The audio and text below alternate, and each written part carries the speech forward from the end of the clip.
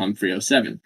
Liberal democracy cannot save us. Our conventional ways of thinking about justice, democracy, and liberalism are challenged. The kinds of basic liberties profoundly problematic in terms of their ecological consequences. Abrogating these rights may violate the liberal conception of justice, but injustice is preferable to total ruin. To that extent, we do not embrace this principle voluntarily, it will be forced upon us. Public policy will have to be prescribed by an interdisciplinary team of biologists, ecologists, political scientists, medical scientists, and philosophers with a strong moral basis.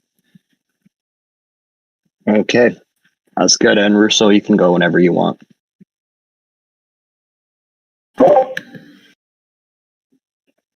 Sure. 1 second.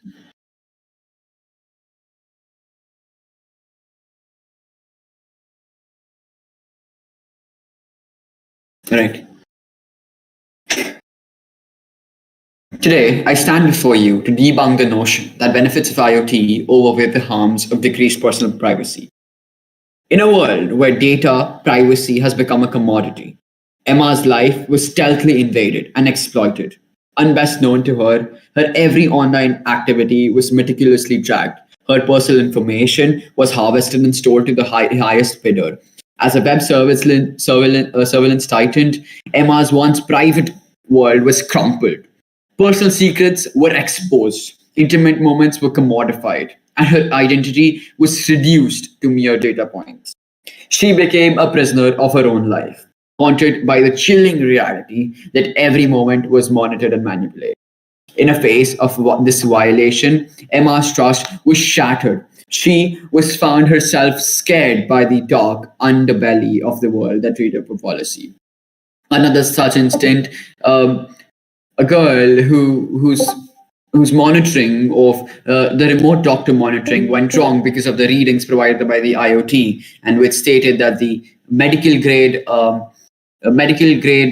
results were quite much accurate than the IoT, and that caused that girl's death. By 2025, there will be an estimated about 25 billion connected devices globally. That's more devices than sitcom returns on cable TV. But it's not just individuals who are at risk. The potential for large-scale data breaches and privacy violations is a serious concern. Just think about the recent cases where companies mishandled personal data, like the Cambridge Analytica scandal. With the IoT, the stakes are even higher, and the personal information becomes accessible to companies and agencies. As you might know, the Meteor attack in 2016 alone targeted about 100,000 IoT devices, and that led to their downfall. And alone in 2019, about 155 million records were hacked just in the US. And let's not forget the issue of consent. How often do you read those privacy policies in terms of service agreement? Cue those sounds of crickets now. We all are guilty in clicking agree without even skimming through the fine print. It's like signing a contract without even knowing you're selling your soul. Moreover, the collection and analysis of personal data by IoT raise a serious concern about privacy and consent. We may think we are in control, but the reality is that every move can be monitored and recorded. It's like living in a reality television show where we are the unwitting contestants and our data is priced being auctioned off to the highest bidder. In conclusion, while Internet of Things offers convenience, innovations, and a few chuckles along the way, we must not underestimate the risk of personal privacy. The interconnectedness of our devices leaves us vulnerable to cyber attacks, data breaches, and the constant surveillance of our lives. It is time to hit the pause button, take privacy seriously, and ensure that benefits of IoT don't come at the expense of a personal autonomy. So let's keep toothbrushing habits ours, showering and singing to ourselves. And so let's not no to unwitting stars in real life drama shows. Privacy matters even in this interconnected world of gadgets, gizmos, and after all, a little laughter is good for the soul.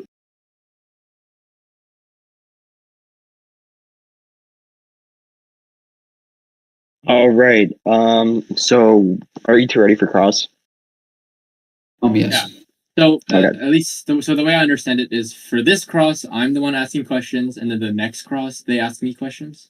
No, for the crossfire, it doesn't matter which one. You both answer each other's questions. Either or could ask Okay. answer. Yeah. Sounds good. I'm ready then. Are you ready? Yeah. May I have the first question? Sure, but just don't mind me asking a clarification question. Yeah, of course.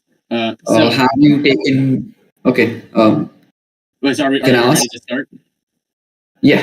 Wait, Just a so, clarification. so Okay. I don't get the first question. You can ask first. I'm okay with that. Go ahead. Let's start. Sure. Just a clarification question. Have you are you participating in a Model United Nation where you are representing the delegation of China? Because that's what it seems like right here. Your entire debate is centric to just China. Come on, it's IoT versus privacy. Benefits of IoT versus privacy. Now, coming to my actual legitimate question here, Okay. have you ever Wait, so- heard Go the ahead. term of? Yeah, you saying something? Oh, well, I guess I was just surprised. I thought I was getting a clarification question. Oh, all right. No, No, I that was a clarification question followed by the actual question. So, I mean, you talked about how 5G will help and stuff like that. And on the other hand, you don't realize the harm to the environment. So, on one hand, you were talking about sustainability and the ecological benefits, but you don't realize that 5G itself, the technology, underlies a great energy consumption, e-waste generation, potential effects on wildlife and ecosystem, infrastructure expansion, land use, health and safety concerns. And then you're talking about ecological balance. Come on. This is not a question. You're just giving another speech. No, I just asked you, isn't that contradictory? That's a question. Question mark. Oh, there we go. Okay. No, it is not contradictory because we will claim that perhaps the small waste created by 5G can be made more efficient via IoT data collection, and that privacy would be worse because it allows for fossil fuel companies like BP to use the shield of privacy to not disclose their oil spills and for people to not disclose their carbon footprint, and as well as other forms of data that the government can use to then inform better their both resource management, making the energy usage more efficient, as well as reinvesting the financial gains made into renewable technology, electric cars, reforestation, all aided by Internet of Things. Now, I'd like to ask a question since you took an entire minute to ask a question. Cambridge Analytica, the data. Time is up for Crossfire, but you can ask your question during. Time isn't up for Crossfire. They still had a minute. It was 3 minutes. Oh, wait. I'll just add a minute. So yeah, you can continue speaking. Okay. Yeah. The Cambridge Analytica example. Actually, you know what? Should your vaccination status be available to the government? All right. So I see that we're talking about COVID. So I would like to elaborate an answer for the same. All right. So if you talk about COVID and the IoT sector, so a study published by JAMA, a journal. It's a yes or no question. Should the government have access to your COVID vaccination records? Yes or no? That depends. It is not a yes or no for me. That depends. So because revealing some part of data is different sort of privacy when compared to revealing the entire data. Revealing a certain sector of data for good use is different to, so you agree actually blocking out. You agree that there are good uses of data, though, right? You agree that it depends. That certain forms of data should be used if it's No. I said that it depends upon the type of data being used or manipulated. That is cross. Time is up. Thank you. All right. So now we move to rebuttal, right? Yes. Do you want prep time or are you ready to go? It's me who's going first. I think it's still Affirm who goes first. Yeah, it's me. Yeah. All right. Okay. I'm sending the evidence. Okay, cool.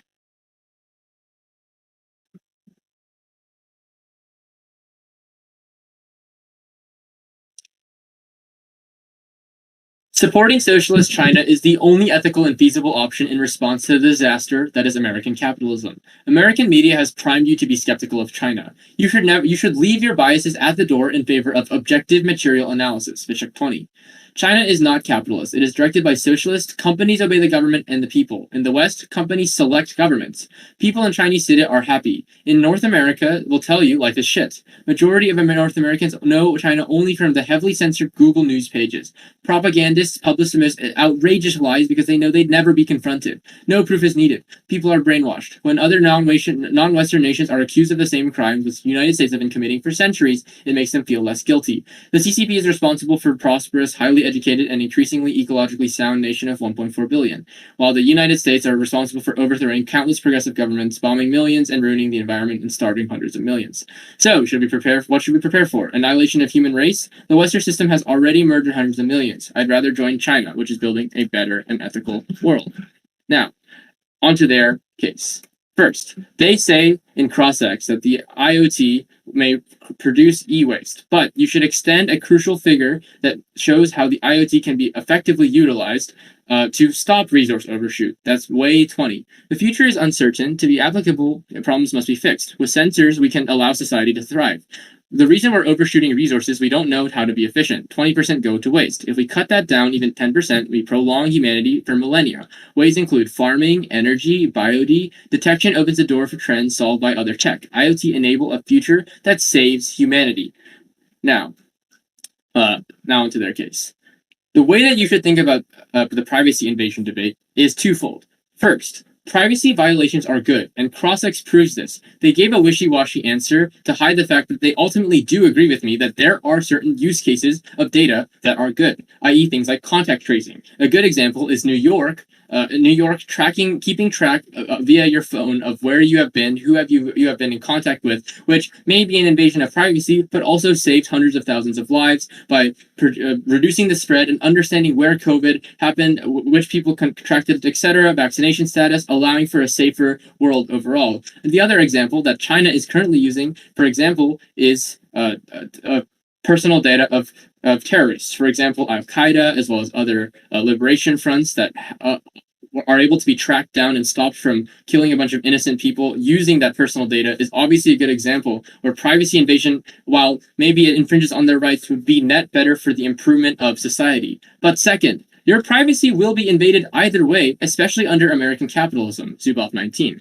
Surveillance capitalism claims human experience as raw material for data, fabricated into prediction products. Goal is to automate us. Surveillance capitalism strips away illusion that being connected is pro-social. Surveillance capitalists, realize they could do anything. Your data is collected regardless of IoT, consumer data, social media, actuary, insurance investigations, the NSA monitoring your every move. And let's talk about their Cambridge Analytica scandal. Cambridge didn't follow regulations because they knew they could make money. But hint, hint, the Cambridge Analytica proves our point that they will take your data even without the IoT, because people will still use Facebook and they will take your data regardless of if you're personally uploading it or a firm is finding it out regardless.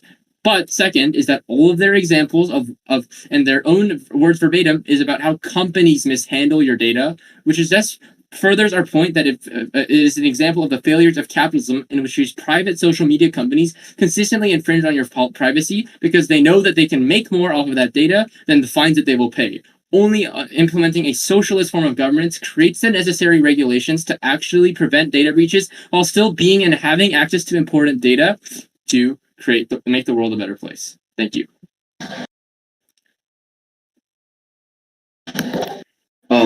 Judges, I would like to use the running prep time for about a minute and 30 seconds. And if I wish, can I extend it by 30 seconds at the end?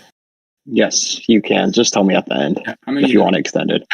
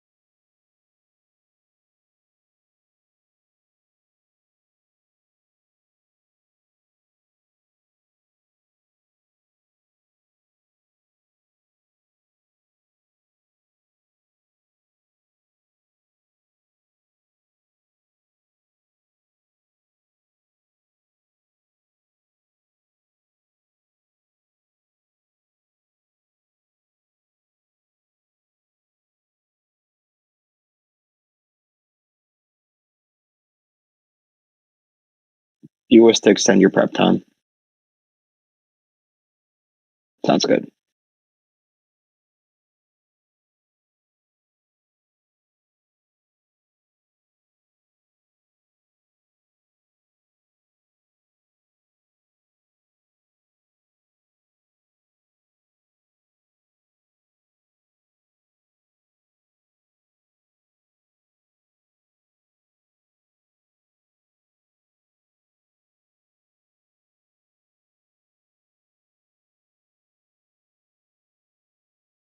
All right, and that's 30 seconds. Ready for rebuttal? Yeah. Got it. Okay. Right. The opposition is still sticking to just China. It looks like their IoT is just full of Chinese data, or I must say, Chinese information, Chinese-based information. In first of all, I would like to highlight a few key points that that I would want everyone to address before. The promise of IoT-driven sustainability must be scrutinized. While IoT can optimize energy consumption and resource management in theory, the reality is often different.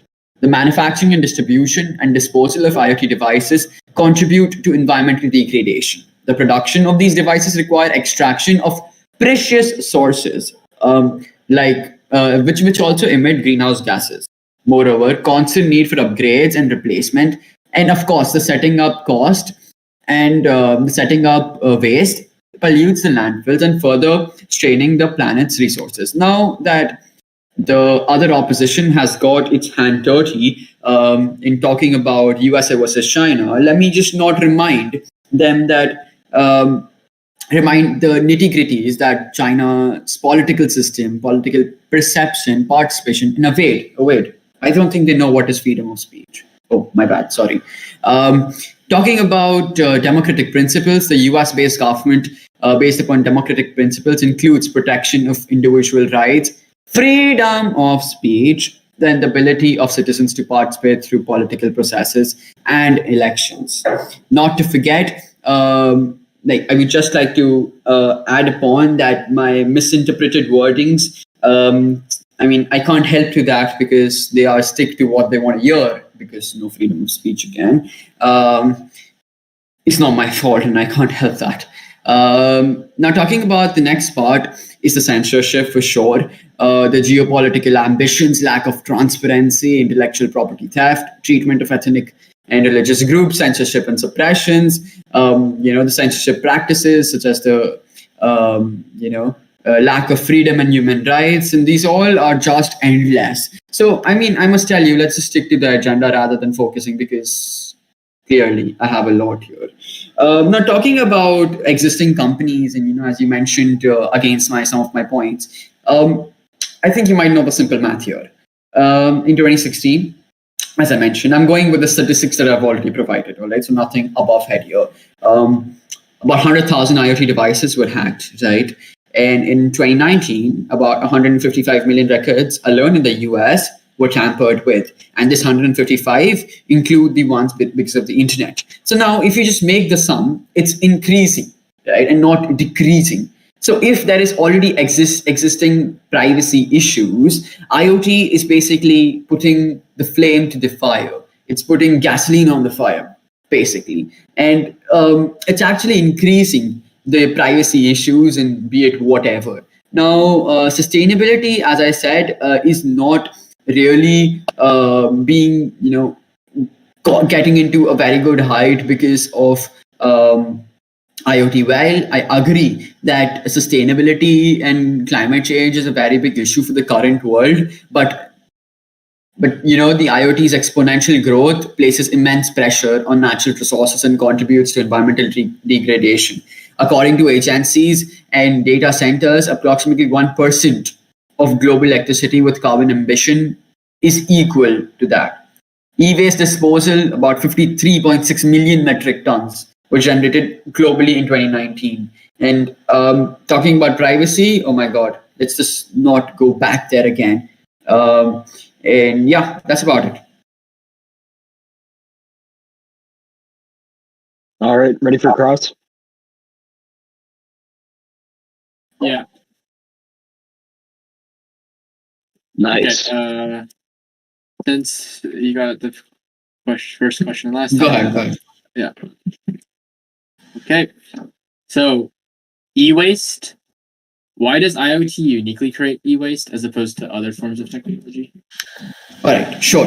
By that, I basically meant is that going and exposing internet or technology to such a vast height of IoT, which I'll tell you has two drawbacks. One, the privacy. Now, keeping aside the privacy, data breach, and stuff, I'll talk to you about the environmental e-waste. All right. So now, when we talk about e-waste, there are two subsegments to it. First, the cost and the e-waste underlined. I'll keep the cost away for now. So the cost underlined, the e-waste underlined due to the setup of these high data data powered data centers, the amount of power they actually require to generate and start with their algorithms is way too much. About as I said, 53.6 million metric tons was alone generated in 2019. And the proliferation of IoT devices will exacerbate this problem, sorry. So yeah, e-waste is a tough challenge. Now, coming to my question,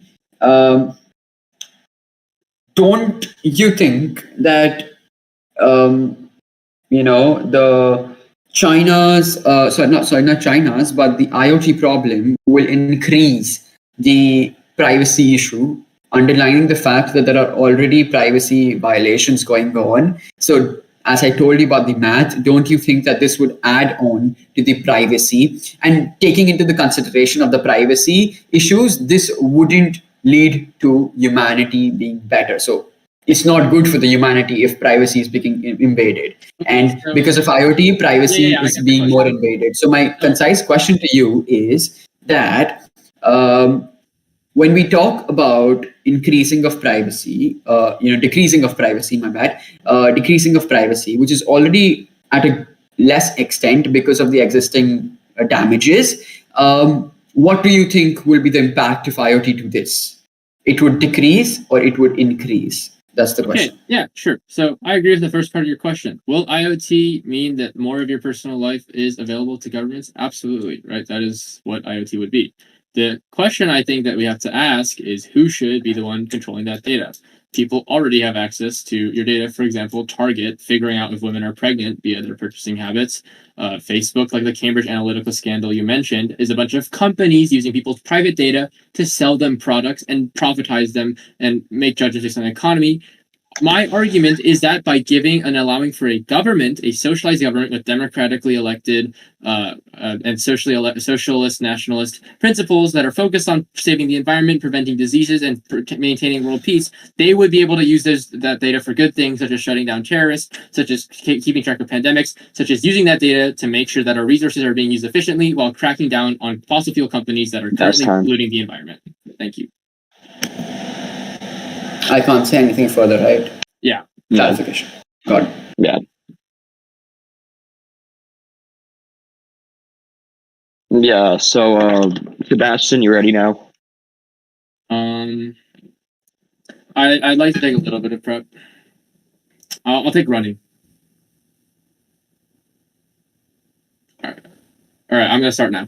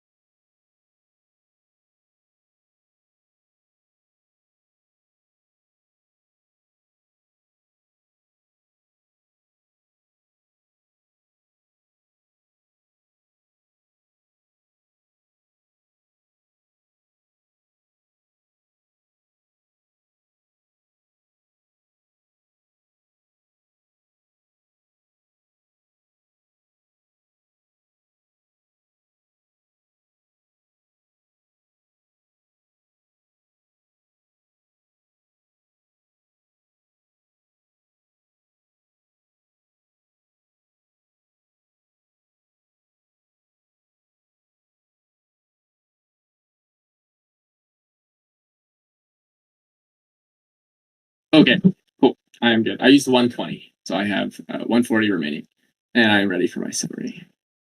All right, sounds good.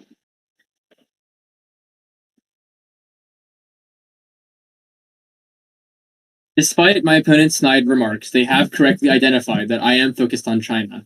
This is not because I'm Chinese, I'm Korean, and this is not some coincidence, but a result of all of the extensive research that I have done that has led me to this question. And that should also be a point in favor of me, because I actually have evidence and experts on the matter, rather than just some random person talking about their personal opinions.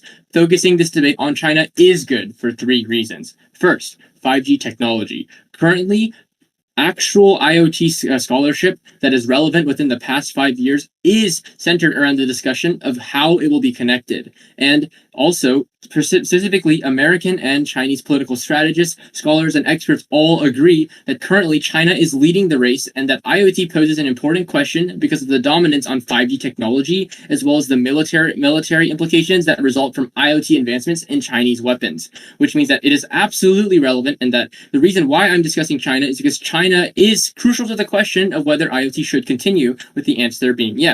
Second, China has a unique conception of privacy that by understanding it, people's rights not as some sort of positive protection from any form of persecution, but instead that privacies exist dependent on their ability to use that data to improve society, means that it is relevant for our discussion of the topic being about privacy versus the benefits. Third is climate change. Currently, China is leading every other country by a landslide in terms of investment in R&D, electric cars, as well as planting more trees, which means that insofar as climate change is a very pressing issue, we should focus on how China can use IoT, because they will obviously have the largest impact on the world as we know it.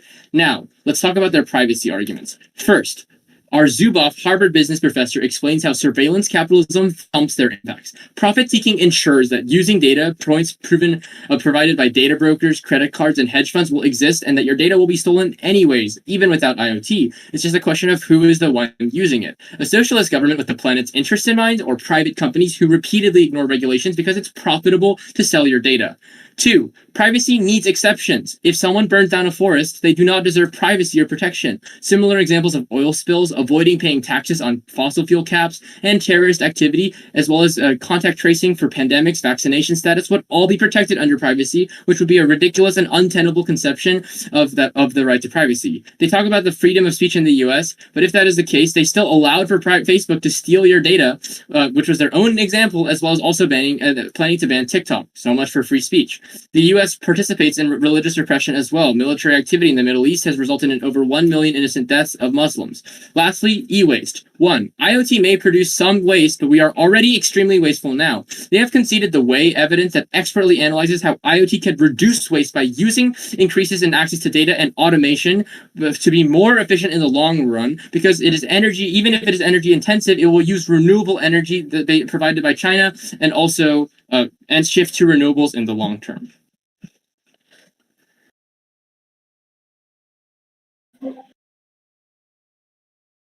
All right, Russo, you ready? One question, if you don't mind. Okay. Hello? Yeah. Can I ask one question, if you don't mind? Yeah. Like for me or the No, Or it's like not for for you, me. Sebastian. It's for the judges. I'm good. We're having the summary right now, but weren't we supposed to have the grand, The grand crossfire is after the summary, and then after it's after the summary, then after but the grand. didn't we take it before? No, because we have 3 crossfires. So we did the first and second crossfire, and then the grand crossfire is going to be after the summary. All right. Yeah. That sounds right. All right, you ready? Yeah. Or do you want prep? No, I think I'll start. Right.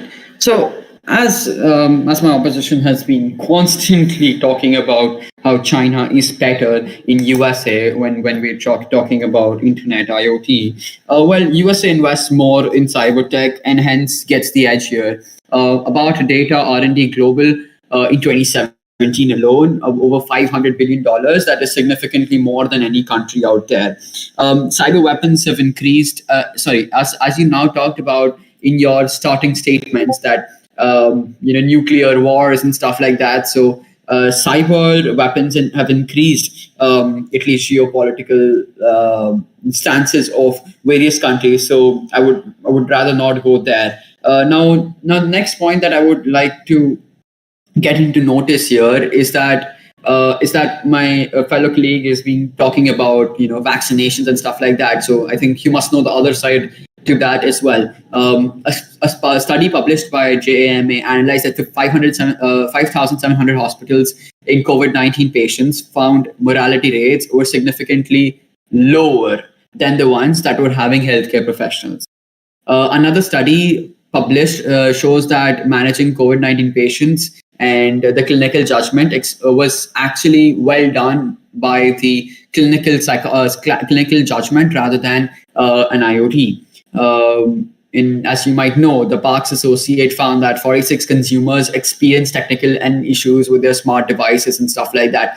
Not to forget, the Agency for Cybersecurity revealed that cyber attacks targeting healthcare organizations have increased by 300% during the COVID-19 crisis. So now, while we say that, as you said, that vaccination and the reports are necessary to the government, but we must also look to the other side of the coin. Now, coming to the next thing, you also mentioned that ethical world, right? That ethical world. So do you still think that ethical world can be reached by a non-democratic government? That's where I'll leave you. Thank you. All right, thank you. Yeah, Grand Crossfire now. You can take the first question. Right. So I'll consider that question. That do you think ethical world can be reached with a non-democratic government? Yes, but I guess it depends on what you mean by democratic. I said non-democratic. Well, like having there's different aspects to it. I think that. All right, I'll justify that for you if you don't mind. Go ahead. Right. So basically, having democratic principles, freedoms, judicial independence, human rights, freedom of speech, media form, economic system, innovations. Basically, how general democracy functions. Right. So I think a socialist middle ground is what I'm advocating for, and that's what I agree with. So obviously, China has elections. And I think that people having control over the policies that happen is good. However, in the US, currently, companies have rampant control over democracy to the point where it isn't actually democracy. For example, Facebook being able to just steal all of your data because they have so much power that even though they're subject to regulations, they're still thriving. Another example is how, for example, the Citizens versus United court case that enabled for super PACs to basically put millions and millions and millions of dollars from corporate donors into influencing election to the point where whether you have a Democrat or a Republican in the House of Representatives or the Senate, they both ultimately, what the best predictor of their votes is how much did a lobbyist pay them, right? So companies are basically buying votes, paying 10,000, 3,000, or 30,000, 50,000 to these people. So it's no longer an actual democracy, but instead it's always in the interest of corporations. I think that a socialist model that, while respecting certain rights, doesn't allow for companies to have so much freedom that they can just pay off every court. Like, I think that companies being able to bribe politicians is bad, and that somewhat, if that's what you call authoritarian, then yes, that is better than the freedom of speech that equals corporations are the loudest in the room because of their money and their reach. Your question. Okay. So this COVID study, I guess I was just kind of confused about the point you were making. So can you just reiterate what the mortality rates are describing, and why does that prove that privacy is better? Right. What I meant there was that IoT is not just benefit; it has different sides. To one side of the coin, where you mentioned that IoT, government was getting benefits of the vaccinations, coming to know, what is the locality count, the number of vaccinations, or maybe the count. On the other side, the IoT did also cause harms, right? And to that, I mentioned specifically that COVID-19 highlighted the reliability of IoT on the two different sides. And I talked about a survey of Parks Associates that found 46% of consumer data experienced technical That's tough. glitches. All right. Can I conclude? Like- One sentence. All right. And as I mentioned, that the coin has two sides, and the 300% hike in cybersecurity warfare. That's what I meant. Thank you. All right, thanks. All right. So, does anybody want any time for concluding statements? Or- It's final focus, right? Yeah, final focus. My fault. Yeah. If not, Can I take after the speech of my colleague? Yeah. If you guys don't mind. All right. Thanks so much. All right, Sebastian, you ready? Yeah. Oh, wait. Actually, I have. You've got a minute 40 left. Yeah, I'd like to use that. Okay. Thanks.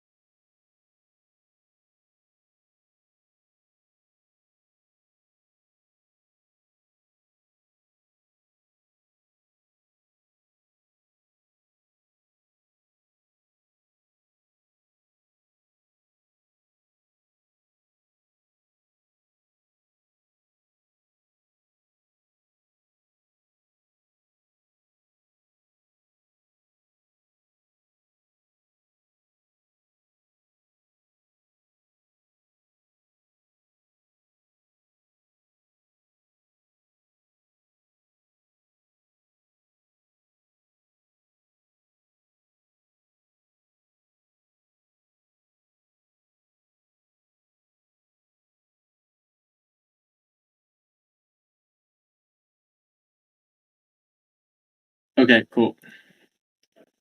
I'm ready. Cool. Anybody not ready? Great. My opponent is extremely idealistic about the value of privacy.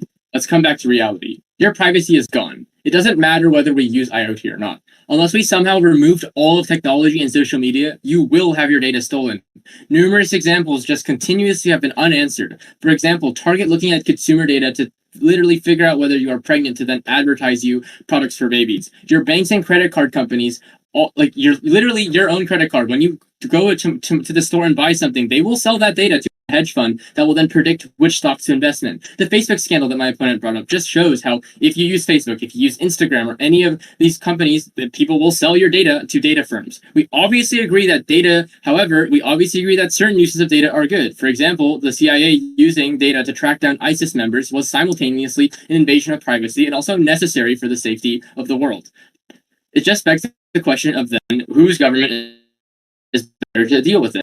China has the best governmental system to deal with it because they have control over the companies. In China, corporations have to listen to the Chinese government. Similarly, via the IoT, they will create a dependence on Chinese supply chains via 5G technology, which means that you have to subscribe to the Chinese government's terms of service to be able to use the IoT. That ensures that the collection of data will be used for ethical purposes that are focused on improving society and progress rather than just simply to make a couple extra bucks. There are two reasons why the Chinese Chinese government system is preferable. First is automation, because it allows for us to automate low-skilled jobs, which we can then reinvest those gains into more renewable energy, which solves their e-waste. And second is resource management, which also solves e-waste, because it allows for AI to track down our inefficiencies using that increased access to data so that we can avoid the climate catastrophe that is happening, which is what Wei, the expert on this issue, says.